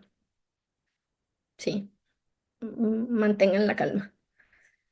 Tan bonitos. Para que ahí sepan cuáles son los códigos y entiendan qué es lo que deberían responder o entender cuando algo les esté pasando en su API. Entonces, como ya sabemos eso, entonces nuestra API, que está por acá, entonces nosotros vamos a hacer una petición, por ejemplo, post a episodios. Eso quiere decir que estamos creando un episodio, ¿cierto? En nuestra API, en nuestro sistema. Entonces, hay diferentes resultados posibles que nosotros podemos llegar a esperar cuando se haga esta petición. Entonces, por ejemplo, acceso prohibido, el API token que le estoy mandando, yo no tengo permisos, o sea, tiene que ser, no sé, tiene que tener el tema de autenticación porque para que un usuario pueda crear un episodio tiene que estar autenticado. No tengo los permisos ni siquiera estando autenticado, entonces me retorna un 403. Usted no tiene por qué estar haciendo esto. El 400 es que la petición es incorrecta, me está faltando información para poder crear el episodio de forma correcta. 500 es que el servidor definitivamente se murió, se cayó la base de datos, no sé.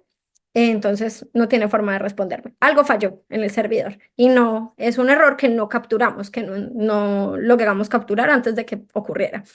Y el 201 es el que ya se creó de forma correcta, ¿cierto? Entonces 200 es ok para el get, pero 201, por ejemplo, es el ok de la petición post cuando algo se crea correctamente.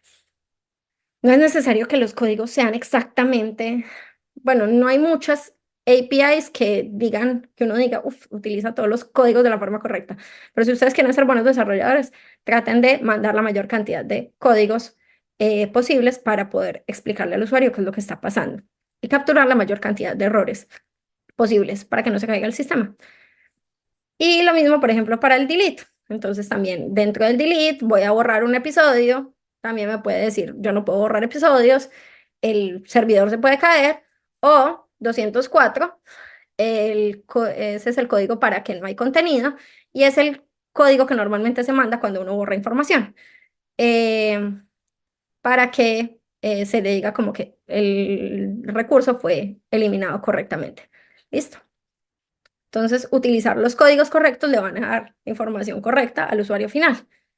Entonces, en las peticiones HTTP, en el protocolo HTTP, es un código que se envía, que es el estatus. ¿Listo? Entonces, muy importante también que lo tengan en cuenta, que los estudien, que capturen sus errores. Hablando de documentación, entonces, ¿cómo documentar sus APIs? Yo les traigo dos, seguramente hay muchísimas más, pero les traigo como las dos más conocidas. Swagger, que básicamente es escribir tu documentación como código, y este ya tiene como un generador automático que te crea la documentación de tu API, si lo escribes correctamente. Entonces es escribir la documentación en tu código y esto te lo transforma a un sitio web súper bonito eh, que te lo muestra. Entonces, creo que la de Marvel API está en Swagger y simplemente como que lo inyectan y se ve así súper bonito. Y eso te pone si recibe parámetros, si recibe query params, todo. Si ustedes lo documentan bien, Swagger les va a generar toda la documentación de su API para que pues, las personas lo puedan testear. Entonces, si quieren mostrar su trabajo, documentan sus APIs con Swagger y mandan la URL del Swagger y ya. Eso les va a mostrar todo. Va a ser muy chévere. Y en Postman también lo pueden hacer, también pueden documentar sus APIs. En Postman también se ven muy bien. Yo creo que por acá tenía un ejemplo. Es que se me perdieron los ejemplos.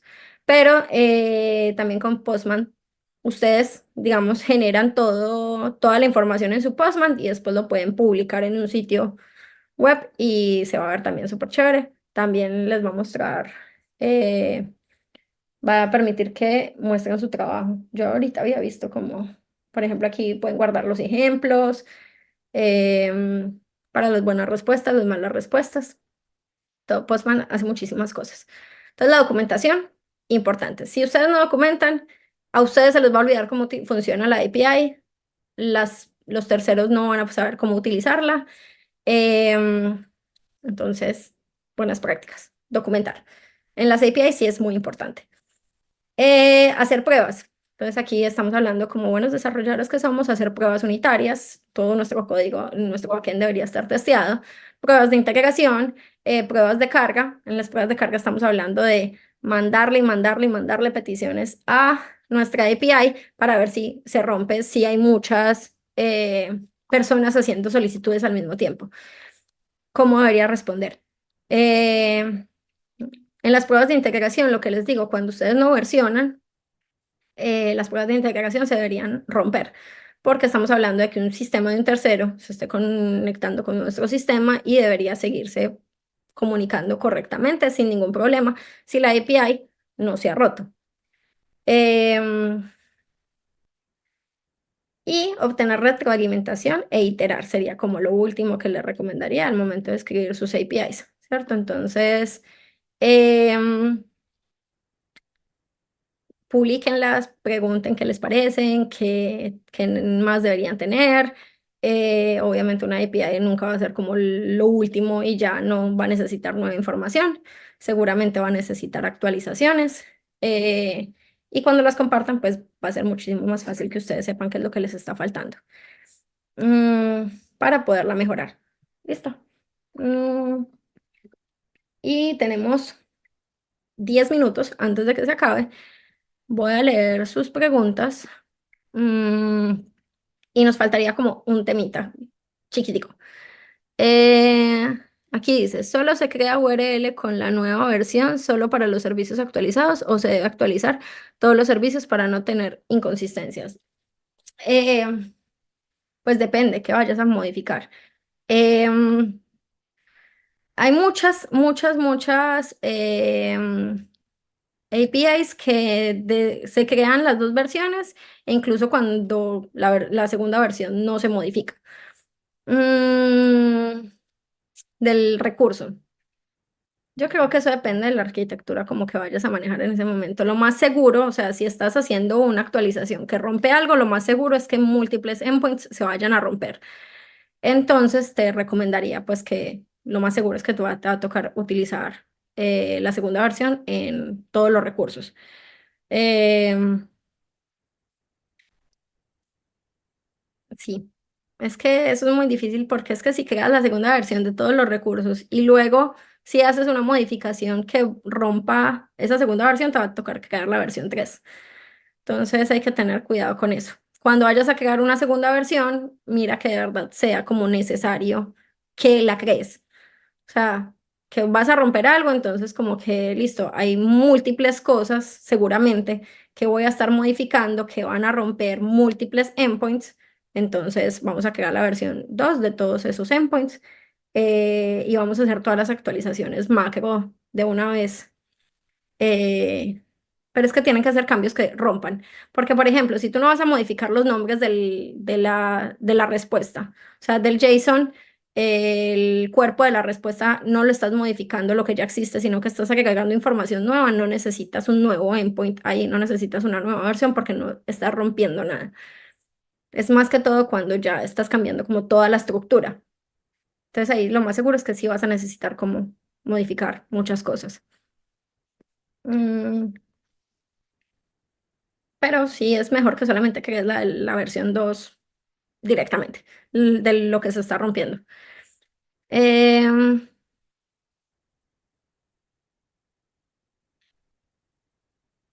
Manejo las respuestas de errores teniendo muchas rutas. Eh,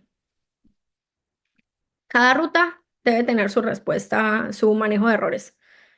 Ya tiene que ser como cosas muy genéricas que puedas utilizar como la misma función para validar, pero cada ruta debería estar validando los errores para que todas estén respondiendo en los errores en la forma correcta. Mm, Aquí una pregunta más. Para pasar las APIs de una web monolito a una web de microservicios, ¿qué consideraciones hay que tener presentes? Esa pregunta está más compleja. pero ahí ya estamos hablando como de la arquitectura más que como de la API, pues porque depende de qué tipo,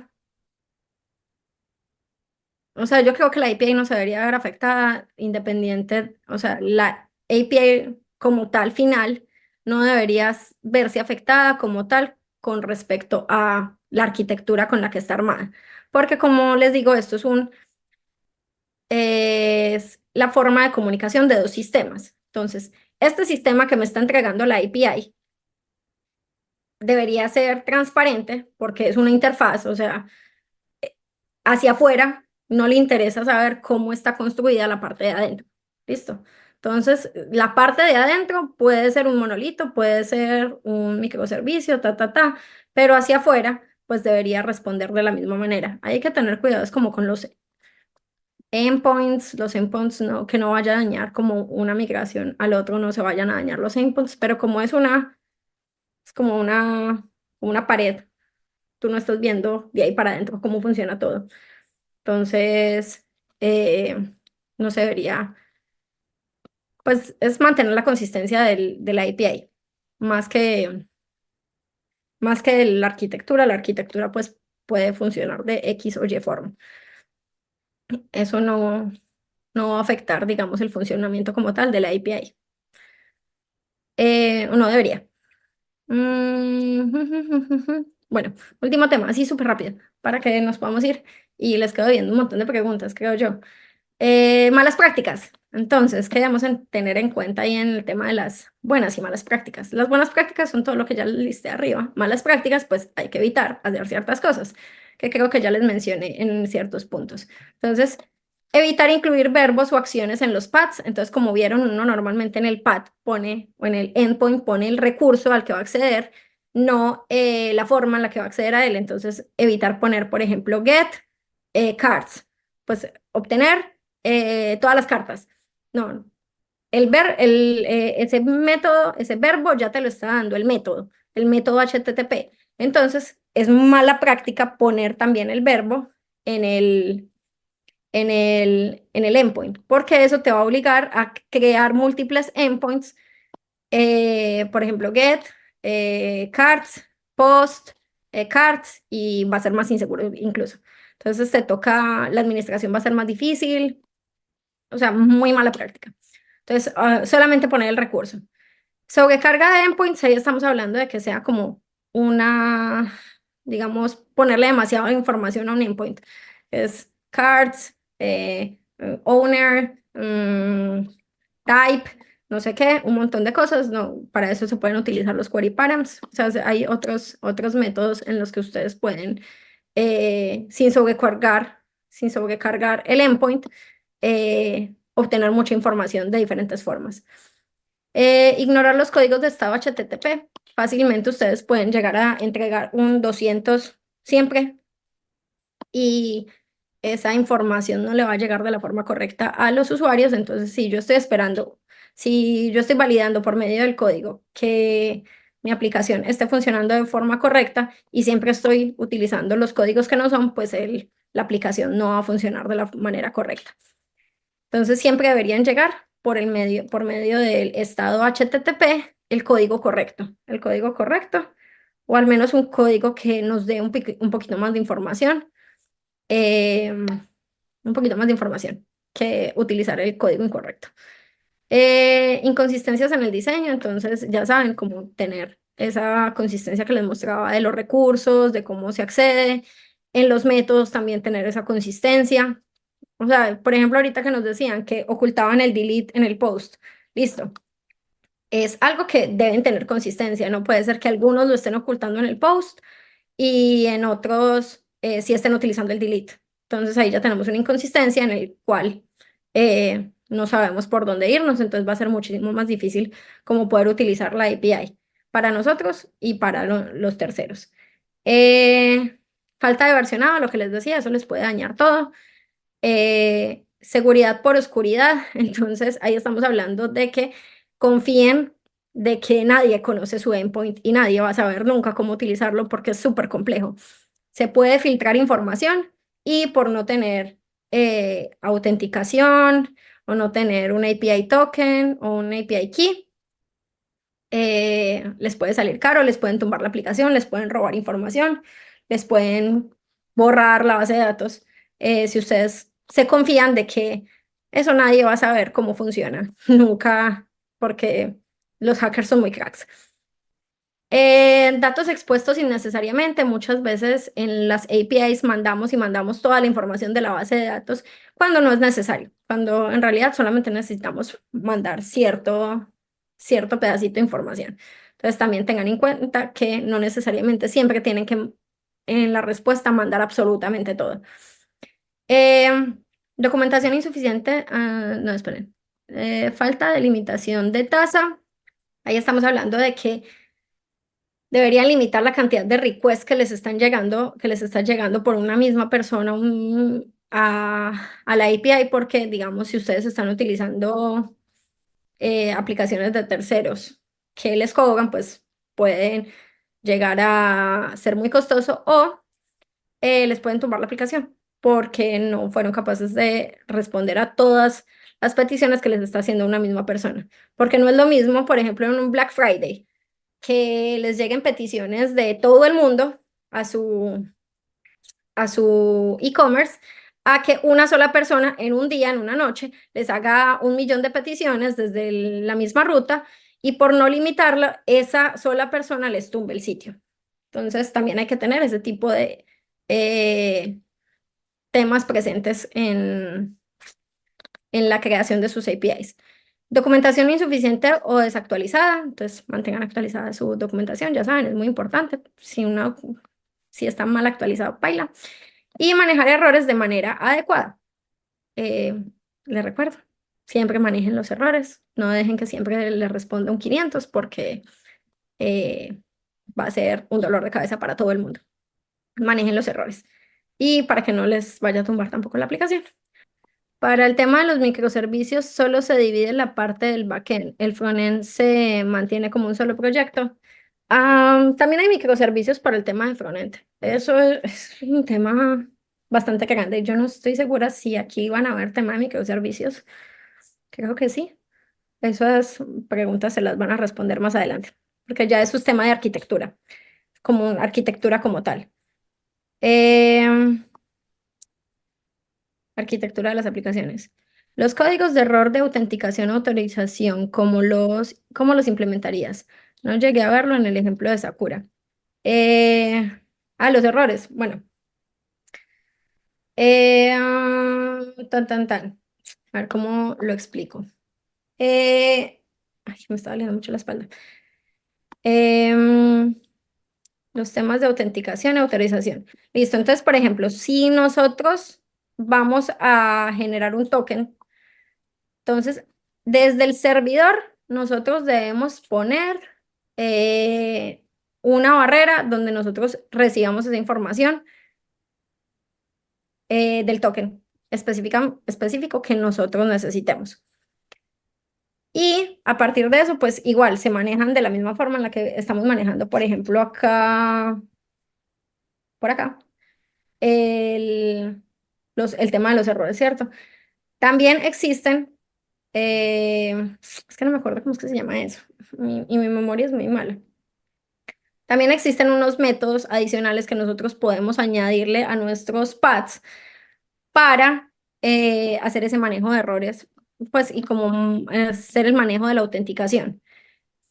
Y a partir de eso, pues ya le podemos mandar acá, dependiendo si aparece el error, le mandamos si es un 403, si es un tipo de error de autenticación. Normalmente se manda es el 403. Em, pero es que no sé cómo explicarlo en este momento porque pues no tengo el ejemplo. Pero normalmente pues se hace aquí desde la definición de la ruta, esos temas de seguridad. Y aquí hay otra pregunta. Desde un punto de vista de seguridad informática, ¿le devolverías un código 403 al consumidor? Sí, sí, sí. El tema de seguridad, sí. No hay problema de que el usuario sepa que, o sea, lo ideal es que sepa que no tiene permisos, o sea, que tiene que tiene un bloqueo por tema de autorización o autenticación al usuario final. Ya el tema es en la respuesta, porque tú igual con un error puedes mandar una respuesta como lo estamos viendo acá, es que no le vayas a decir como que, ay, es que usted se equivocó en su contraseña, porque en realidad su contraseña es esta.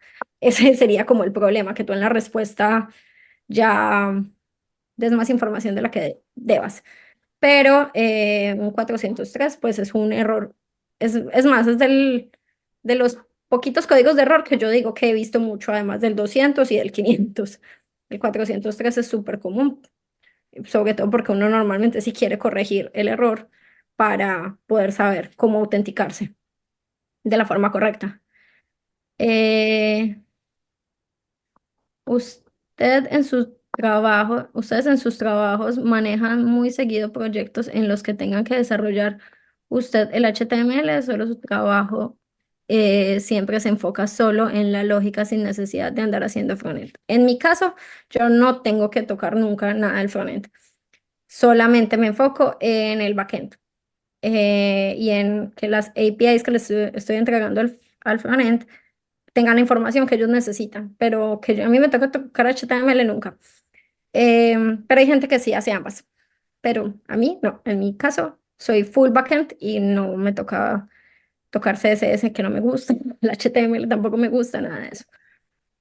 Eh, Antes de terminar, ¿podrías volver a mostrar el código hecho en Flash para request de la Poké API? Aquí está. Aquí está y voy a poner este pedacito acá.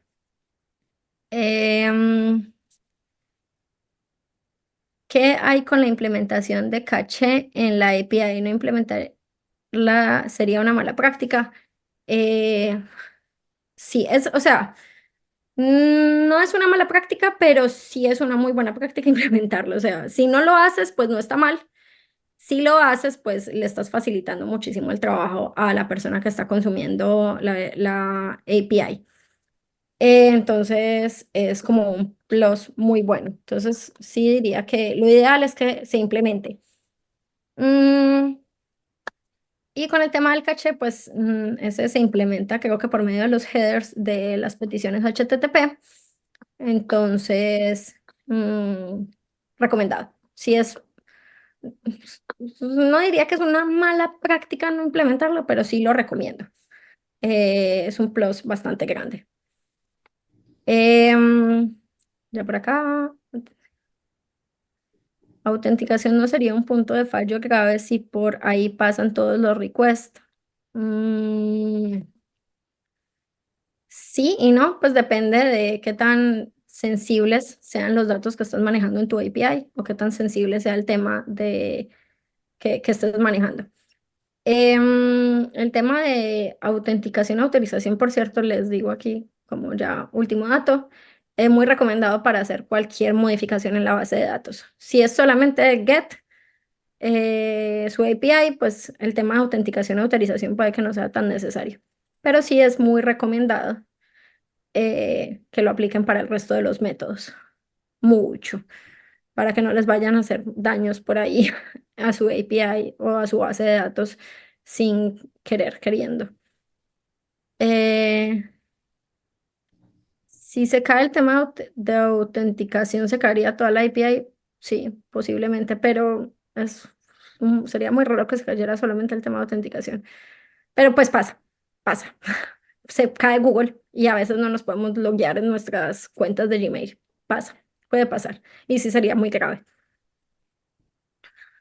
Eso, decoradores. Se utilizan decoradores, pero es que no me acuerdo cómo se llama. Los middlewares. Ay, es que muchas gracias. Tengo una memoria de pollito. Unos decoradores y middlewares. Los middlewares son esas barreras que uno pone antes de llegar incluso a la petición. Entonces, ustedes pueden poner un middleware de autenticación en el que se pregunta si es válido el token que les está llegando, si la persona está autenticada, si tiene un token válido, dependiendo del tipo de autorización que tengan. Por medio de un middleware se le pone a todas las APIs, por ejemplo, que requieran seguridad y así se autentica. Y si no pasa el middleware, pues la aplicación no va a pasar y se va a retornar el estado de error. Así no les toca eh, copiar y pegar el mismo código en todas las funciones. Mm, a alguien más le cuesta empezar con una estructura con proyectos en Python. En todos los lados manejan estructuras diferentes. ¿Qué me recomiendan? Mm, esa pregunta es complicada, pero yo recomiendo seguir la documentación de Real Python. Me encanta. Tienen muy buenos ejemplos prácticos y buenas prácticas de programación en Python en general. Entonces, ahí uno le va cogiendo el ritmo y va aprendiendo cositas y ya uno va cogiendo como un estilo, un estilo. O de pronto en un trabajo que tengas te dan un estilo que ya tengan y ahí te acoplas a él. Y ya ahora sí, ya sí terminé con todas las preguntas. Me demoré 11 minutos más. Muchas gracias, chicos. Cualquier cosa me pueden escribir por chat. Nos estaremos viendo en una próxima clase. Muchas gracias.